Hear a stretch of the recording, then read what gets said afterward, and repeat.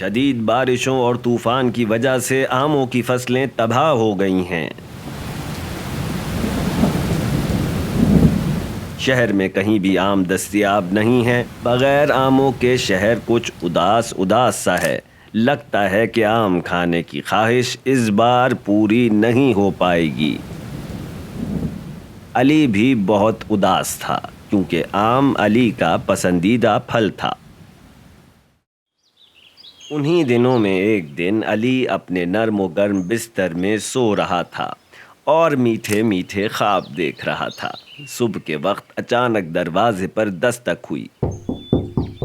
علی نے بڑی مشکل سے اٹھنے کی کوشش کی لیکن پھر سو گیا۔ اتنی میٹھی نیند تھی لیکن بالآخر اسے اٹھنا ہی پڑا۔ نہ جانے کون آ گیا ہے۔ پوسٹ مین بابا، سلام علیکم۔ وعلیکم السلام۔ ہاں علی میاں، میں تمہارے لیے ایک خط لایا ہوں۔ میرے لیے؟ مجھے کون خط لکھے گا بھلا؟ ارے ہاں بھائی، تمہارا ہی ہے، ذرا دیکھو۔ خط نانی اماں کی طرف سے تھا۔ پیارے علی، امید ہے تم خیریت سے ہو۔ تمہارے لیے ایک تحفہ بھیج رہی ہوں، بتانا کہ تمہیں کیسا لگا۔ تمہاری نانی اماں۔ آخر نانی اماں نے کیا تحفہ بھیجا ہوگا؟ علی سوچ میں پڑ گیا۔ اتنے میں وہ پوسٹ مین بابا دوبارہ آئے اور ان کے ساتھ ڈھیر سارے سنہرے پکے ہوئے آم تھے۔ آم! علی کے ہاتھ تو جیسے کوئی خزانہ آ گیا ہو۔ خوشی سے اس کی آنکھیں چمک اٹھیں۔ آموں کے درمیان بیٹھ کر خوشی خوشی آم کھانے کے منصوبے بنانے لگا۔ اتنے سارے آم، واہ! علی نے سوچا، ان آموں سے تو کیا کیا بن سکتا ہے۔ ملک شیک، آم سے میٹھا بنایا جا سکتا ہے، آم یوں بھی کھائے جا سکتے ہیں۔ واہ واہ! اسی دوران اس کی بہن زارا آئی۔ علی، کیا مجھے بھی ایک آم مل سکتا ہے؟ ارے ہاں، کیوں نہیں؟ علی نے ایک آم اس کو دے دیا۔ کسی کو کچھ دینا اچھا احساس تھا، لیکن چلو اب آم کھاتے ہیں۔ ابھی وہ آم کھانا چاہتا تھا کہ اتنے میں محلے کی چڑیا چیکی آ گئی۔ علی، اس سال مجھے پورے شہر میں کہیں آم نہیں ملے ہیں۔ علی نے کہا کوئی بات نہیں اور ایک آم اس کو بھی دے دیا۔ اس کے بعد علی باورچی خانے میں گیا اور آم کھانے کے لیے تیار ہو گیا۔ جیسے ہی علی نے آم کاٹا اسے رونے کی آواز سنائی دی۔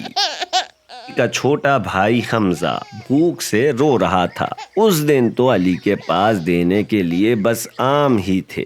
بس اس نے ایک آم حمزہ کو بھی دے دیا۔ حمزہ آم پا کر بہت خوش ہوا۔ اس کے بعد اچانک علی کو دادا ابو کا خیال آ گیا۔ علی نے سوچا دادا ابو کو بھی آم بہت پسند ہیں اور کتنی بری بات ہوگی کہ اگر میں سارے آم خود کھا لوں۔ بس وہ اٹھا اور چلا۔ دادا ابو کو جا کر آم دیے اور پھر دادی اماں کو کیسے بھلایا جا سکتا تھا۔ دادی اماں کے پاس گیا، ان کو بھی آم دیے، ڈھیر ساری دعائیں ان سے وصول کی۔ پھر علی واپس اپنے گھر آ گیا۔ اس نے احتیاط سے آم کاٹا کہ اچانک کوئی آ گیا۔ کون ہو سکتا ہے؟ احمد، علی کا بہترین دوست۔ علی، سنا ہے تمہارے پاس آم آئے ہوئے ہیں۔ ہاں ہاں بھائی، آئے ہوئے ہیں، وہ بھی ڈھیر سارے، آؤ مل کر کھاتے ہیں۔ وہ دونوں دوست آم کھانے کے لیے تیار تھے کہ اچانک احمد نے کہا علی ذرا رکو، مجھے تمہیں کچھ بتانا ہے۔ دیکھو محلے کے بچے بہت اداس ہیں۔ اس سال شہر میں کہیں بھی آم نہیں مل رہے ہیں اور بچوں کو معلوم ہو گیا ہے کہ تمہارے پاس آم آئے ہوئے ہیں۔ بچوں کو اداس دیکھ کر علی کا دل بھی اداس ہو گیا۔ پھر اس کے ذہن میں ایک ترکیب آ گئی۔ اس کا چہرہ خوشی سے جگمگا اٹھا۔ وہ اندر گیا اور پھر باہر آ کر آم بانٹنے شروع کر دیے۔ اس نے بچوں کے ساتھ ساتھ بابا سلیم موچی، پڑوسن سلمہ آنٹی، سعید چچا، بوڑھی ہمسائی فریدہ خالہ کو بھی آم دیے۔ اتنی دیر تک محلے میں آم بانٹنے کے بعد علی گھر واپس آ گیا۔ اب وہ تھکن سے چور تھا۔ اس نے آموں کی ٹوکری پر نگاہ ڈالی۔ اب علی کے پاس صرف ایک ہی آم بچا تھا۔ علی نے سوچا یہ میں خود کھاؤں گا۔ کچن میں گیا، چھری اٹھائی اور پلیٹ لی۔ اب کون آ گیا ہے؟ علی حیران ہو گیا۔ دروازے پر ایک بہت ہی بوڑھا اور غریب آدمی کھڑا ہوا تھا۔ بیٹا، مجھے بھوک لگ رہی ہے لیکن میں کھانا نہیں مانگ رہا ہوں۔ شاید یہ میری زندگی کا آخری سال ہو۔ میں نے اس سال ابھی تک ایک آم بھی نہیں کھایا ہے۔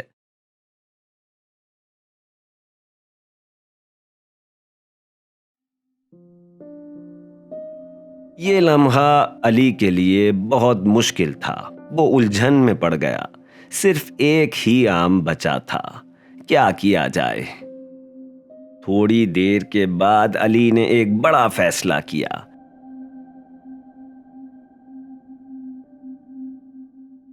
اب علی کے پاس کوئی آم نہیں بچا تھا۔ وہ چپ چاپ بیٹھ گیا۔ لوگوں کو خوش کر کے اسے خوشی تو ہوئی تھی لیکن اس کا دل تھوڑا سا اداس بھی تھا۔ یہ ایک لمبا دن تھا۔ علی کا جسم تھکن سے بوجھل ہو چکا تھا اور اب اسے نیند آ رہی تھی۔ علی اپنے کمرے میں گیا، بستر پر لیٹا اور جلد ہی نیند کی وادیوں میں کھو گیا۔ نہیں معلوم اسے سوئے ہوئے کتنی دیر ہوئی تھی کہ اچانک علی بمشکل اٹھا اور اس نے آنکھیں ملتے ہوئے دروازہ کھولا۔ بابا! علی کے بابا ڈھیر سارے آموں کے ساتھ کھڑے ہوئے تھے۔ علی کی خوشی کی کوئی انتہا نہیں تھی۔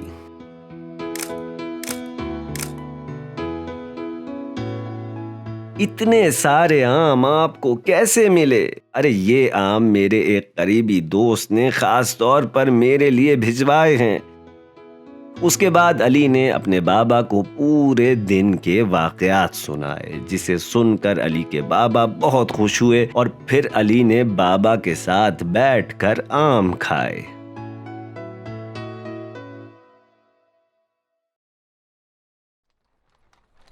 جی جناب، دیکھا آپ نے، جب کوئی دوسروں کا خیال رکھتا ہے تو اللہ بھی اس کا خیال رکھتا ہے۔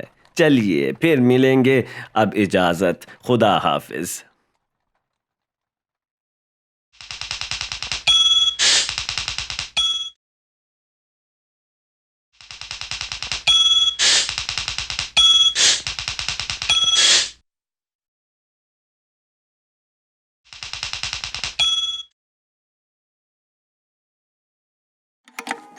جی بچوں، کیا آپ تیار ہیں؟ تو یہ ہے پہلا سوال۔ اس سال بازار میں آم کیوں موجود نہیں تھے؟ دوسرا سوال، علی کے پاس آم کہاں سے آئے؟ تیسرا سوال، علی کے آم ختم کیسے ہوئے؟ چوتھا سوال، آخری آم علی نے کسے دیا؟ آخری سوال، آخر میں علی کو آم کھانے کا موقع ملا یا نہیں؟ اگر ملا تو کیسے ملا؟